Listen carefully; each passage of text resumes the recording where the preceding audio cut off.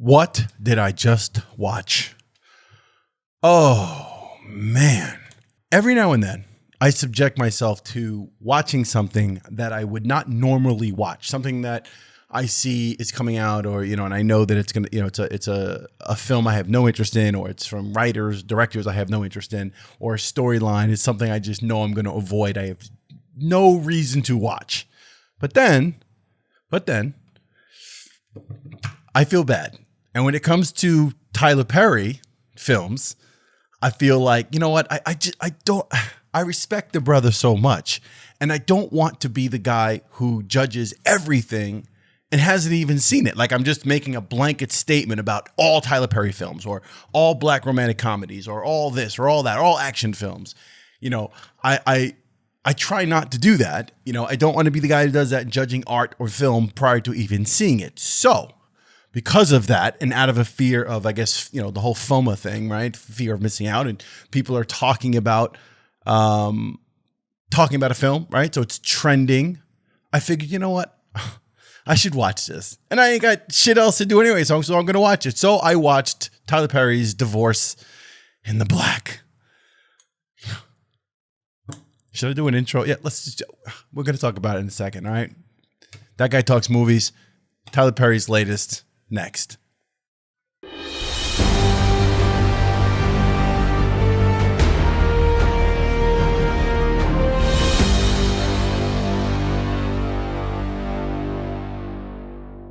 Welcome to That Guy Talks Movies. I'm that guy talking movies today, and I'm sick, but just bear with me. Hopefully the audio doesn't sound too terrible. So, as I, before, where do I start? I don't even know. Megan Good, a guy named Corey Hardrict, Joseph Lee Anderson. I don't know any of these people, except for Megan Good, of course. We'll get to that in a minute as well.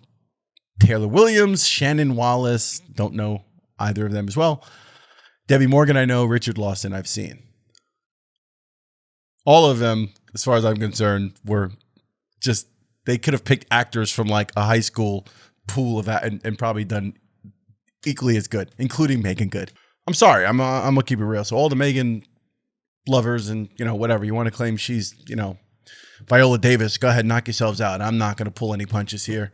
The other people in this film, Corey Hardrict, who plays her abusive husband. I use the air quotes for a reason. Her abusive husband. I do that for a reason, and I'll get into it. But this brother couldn't act his way out of a paper bag. I'm not sure where they find these people. Honestly, I challenge you to go ahead and get in those comments and tell me that this dude could act. I work with actors. I know acting. I've acted myself. I know film, and I work with actors. I shoot actors. This is bad. Joseph Lee Anderson, that plays another brother in the film. He's supposed to be eye candy, I think. I think he's supposed to be the other guy that she gets with. Can't act either. Shannon Wallace plays Megan Good's best friend. Can't act either. Actually, no. Shannon Wallace plays the husband of, and then Taylor Williams is the best friend. That's the girl. And then Shannon Williams is the guy who plays her husband.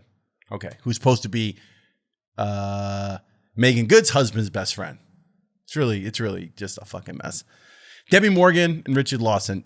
I know who Debbie Morgan is, and I know who the other guy is. I've seen them. Neither of them delivered anything worthy in this film. As veteran actors, the only two veteran actors on the set, besides Megan, technically, they didn't do anything. Let's get into it, okay? This is a film that's supposed to be, I guess, story-wise. Actually, you know what? Let's not even do that. Let me preface this with my thing on Tyler Perry, because it's important I do this, and you'll see why. I'm a fan of Tyler Perry as a man, as a artist, not as an artist, as a business person, as what he's accomplished. I've had people call me a hater. Go look the word up. I don't hate on Tyler Perry. I applaud Tyler Perry. I'm jealous of Tyler Perry. That man, what he's done, what he's accomplished, and doing it how he did it. I mean, what's not to love? What's not to respect? Hats off to Tyler Perry. I applaud Tyler Perry. I think Tyler Perry as a man, as a role model, as an inspiration, I would never hate on that. You'd have to be a real, true dyed hater, like in your core, to deny who Tyler Perry is, his inspiration, what he's done, what he's accomplished, the people he's put on, and his work ethic and where he comes from. So I want to say all that up front. However, does not mean the man knows how to write or direct a film. And maybe a couple of them here and there he's hit. You know, it's fair to say that a few of them have been hits, and you know, some of them have not been. I've not seen all. I am not well read in the Tyler Perry catalog of films. As I said at the top of this, I typically avoid them. But I have seen enough of them to never be interested in really any of them. So in all fairness, this is just a really bad miss. So I want to set that straight up front so it doesn't become it's a Tyler Perry thing, because it's not. It's this film. Now, this is supposed to be a film about a woman who's in a relationship with an abusive husband, and apparently he's the one who goes for the divorce. He's suffering through whatever he's going through, emotional trauma and things, and they get a divorce. Now, the way I just said it might lead you to wonder, well, there's got to be more to it than that. There's probably, I just gave you the log line. Technically speaking, that wasn't even it. This was so poorly written and executed. You're dealing with, like, the way they created the relationship. Here's the thing. And I one day, it's not going to happen, but you never know. Somehow someone finds this video, and Tyler, shout out to you, brother. If you ever get to see this video, here's my guidance. Find writers. Find someone else to write. This was written terribly. Maybe you had a bad night, a bad day. Maybe it took you 10 minutes to write this. I don't know. Maybe my other theory is that sometimes these things are written and poorly performed on purpose. That's called optimism on my part. That's me trying to find a rationale for why something can be written so poorly, so terribly, and then performed so miserably. Maybe it's on purpose. It is supposed to fulfill a certain niche of film person, like people, film audience. He is targeting a very specific demographic of people who want to see films that are very right here. Very right here. I'm not insulting these people. I'm not. I'm just saying I think that this is a deliberate thing. I do not think that Tyler's so off that he couldn't think this through. You set this film up with a woman and a guy, and there's really no relationship from the beginning. The opening scene is an abomination. It's just ridiculous. It's over the top. Let's be over the top for the sake of being over the top and creating drama, but it just comes off so cheesy and so poorly done that it's laughable and stupid. It's comedy at its highest level. It doesn't. You're not like gripped into this right away. Like, holy shit, this is crazy. Like, this film is, wow, I want to keep watching. It makes you want to turn it off, which I almost did. Once you get past that, you're thinking, okay, there's a relationship thing here. Something's going to happen. There's going to be a breakdown. There's going to be some event or something that leads to this. Or we are coming into the film and the relationship is already, like, they're already on the end of their, like, they're towards their breakup already. And we're going to find out why or what led to that. Nope, doesn't happen. You basically just get this guy and you get like pieces of dialogue that explain in the past he's been this bad guy. He has no redeeming qualities. I know I'm going all over the place with this right now, but it's hard not to. Let me say this. If you're going to create a character of an abusive husband, boyfriend, father, whatever it's going to be, you need to make him have some redeeming qualities. You've got to create a character. I guess I'm talking to Tyler now, or anyone else who might want to venture into screenwriting and creating good story and good characters. You cannot just take a guy and make him instantly bad from the moment the camera's on him. You've got to sort of build it in a way where this guy has some qualities where you can kind of understand him. He has depth. There's some multi-dimensional things, aspects to his personality that are happening, but he also happens to be a bad guy. That's where you build character. This guy there's no character here. There's nothing.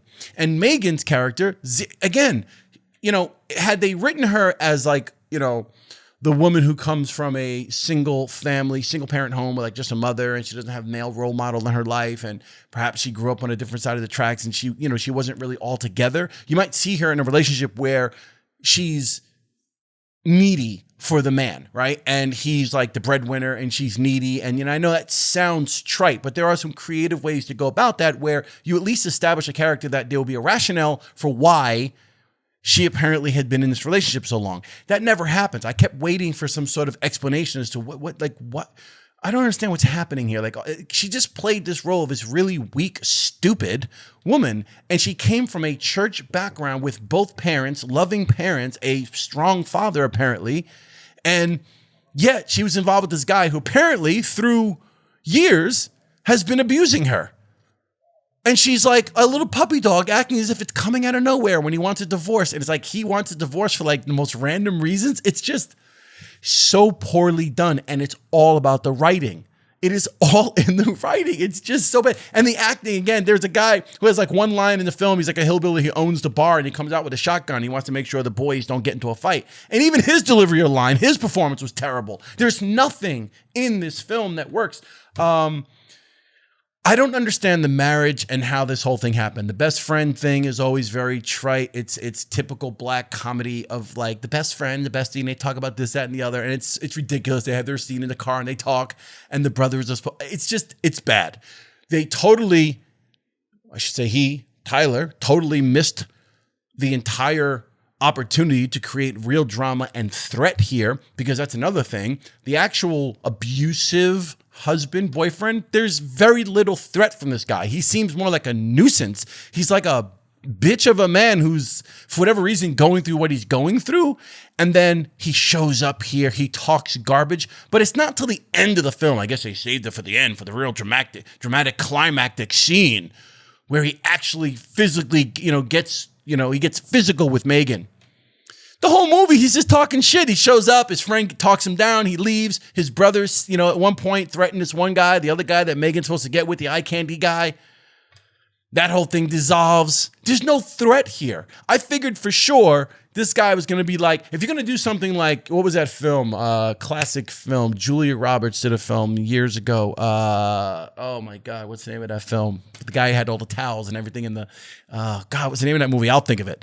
But anyway, that film, the guy was a psychopath, right? This guy wasn't a psychopath. He wasn't a threat at all. And it just seemed like over the top from scene to scene, which, mind you, the consistency, the editing, the actual continuity, everything was just really off about this. So that just made it even worse. But, from scene to scene, he didn't really offer any real threat. And then he had these brothers who were kind of gangster too. So he's supposed to be like this really in the woods kind of ghetto family, like gun-toting family. The mama, like they were supposed to all be badasses and like not to be trifled with. And yet there's multiple opportunities where you figured, okay, the brothers are going to wind up getting with this guy again. They want to put this guy in the hospital again, or something's going to happen tragically. Like something bad's going to happen because this guy's got backup. He's got his brothers and nothing happens. Total waste of my 2 hours. I'm looking at notes here because I'm just trying to, I don't even know. You can't, they attempted to give the husband a slight storyline. It's maybe a couple of lines where you learn about, oh, you give my daddy, but it doesn't work because it didn't develop it well enough. There's no sympathy for the character. You don't feel any way for him whatsoever. And I really didn't feel for Megan because outside the obvious, again, for a certain audience, you guys are going to cry over everything and you think that it's beautifully done and her performance was so, oh my God, give her an Oscar. You guys you're going to be impressed with it. There was nothing impressive. It was just horrible. I really tried. And then it looks like oh my God, there might be a second one. I don't know. Because at the end of this one, it seemed like the mama, the badass mama, the ghetto kids, she's claiming, this ain't over because there's the ending here. I'm not really going to, fuck it. I actually don't even care if I give spoilers, but I'm not attempting to. I wasn't meaning to or anything, but it's a movie. It's whatever. This is just bad. And I want to close by saying this. The thing about film, very subjective. I get it. I do this. I get on here. I talk about film, and I again, I could be totally unleashed and be just scathing in my review of a film. But who am I, right? If you like it, you like it. It's just the way it is. That's how films are. They touch people a different way. Some people watch something and they see their own life in it. Some people watch something and they have a familiarity to the situation, or they identify with something, or for whatever reason, it just made their day, or whatever. They were high when they were watching it and it just really hit the spot for them when they were eating their cookies and shit. Like, I don't know. So take everything I'm saying and just know I'm looking at it from perspective of storyline, character, certain details. It's not, for me, it goes a little deeper. Yeah, I'm in the film and this is what I do, so I'm going to have that take. There's people out there who are going to watch this and not really give two crap about whether the acting is good. They don't care, right? And I think that's what Tyler Perry is focused on, and that's why he's built his entire career on that. Really, it's a very specific genre of films and stage plays where he comes from, and it's very geared towards a specific demographic. And sometimes I wish that were not the case, because I think the brother does have some talent underneath. I think as an actor, I really like him as an actor. I loved him in Gone Girl. That's why I say that. But I wish with his, I think part of my frustration is that with that much power and that much financial resources, and his studio in Atlanta, and the amount of people that he touches and who he can be involved with, and how he can get things done and get things greenlit, I just really wish he would put those resources to work to do really much better, much more compelling films, more profound films, films that are more impactful for our community and for cinema in general. He really could do that. And I would love to see that happen instead of this stuff, because this is just bad on every level. Oh my God. It was just, this is some stupid. Oh, here, I got some more notes. The sex scenes. Why are sex scenes in black movies so sanitized? Why are they so fucking bad? It was just, I mean, it's almost as bad as if the bad fight scene in it. There's a fight scene in the bedroom, and it's just, it's like, who choreographed that? Who is the stage person who handled that? Who are the stunt people? It was just so poorly choreographed. The sex scene is so just blah and vanilla. I'm not saying it's got to be porn, but there's no real, there's nothing. There's no art to any of it, and it's bad. It just looks cheesy. It's like, what? Who are you writing and filming this for? And I guess, like I said, he's got an audience, and he knows who that audience is. So I don't know. Some of the lines in here, the father, I got to get home before dark, which I don't understand. What was the other thing? There was another couple of lines in here that just had me rolling. I was like, did he really just say that? Like, just, oh, I want to be drunk. Yeah, when Megan, the love scene, well, prior to the love scene, I want to be drunk. I want to be outside. I want you to make love to me. And so bad. So bad. I guess I've said enough. I guess I've told you what I think of this film. I wasted 2 hours. I did it for you. I watched it for you. If you've seen this movie, let me know in the comments below. Let me know if you're a Tyler Perry fan. Let me know, as I always say, if you think I'm too hard on film or whatever it is. Did you find something in this positive that you can say? The only positive thing I got out of this was I like seeing Megan Good in running outfits. Other than that, nothing. Zero. Sometimes with bad films, you can get like a couple pieces out of it where you're like, oh, okay, that was cool. Or, oh, okay, kind of enjoyed that. Or, oh, that was tight. I like that. In this, it was just like, when is it going to end? I had to keep looking at the time. I was like, when is this going to end? Anyway, That Guy Talks Movies. If you haven't subscribed to my channel and I haven't totally pissed you off, go ahead and hit that subscribe button. If you're a big Tyler Perry fan, I'm sure you already left by now. Hit the like button on the way out, the little thumb thing that helps with the algorithm and all the magic behind the scenes in YouTube. And I guess I'll see you on the next That Guy Talks Movies. Again, if you've seen this movie, let me know in the comments below. Tell me what you think. If you haven't seen it, take my word. Don't bother. Do yourself a favor. That's the value in this video of me saving you the 2 hours. Don't even bother. It won't even make a difference in your life. Trust me, you're not missing anything. All right? I'll see you on the next That Guy Talks Movies. Peace.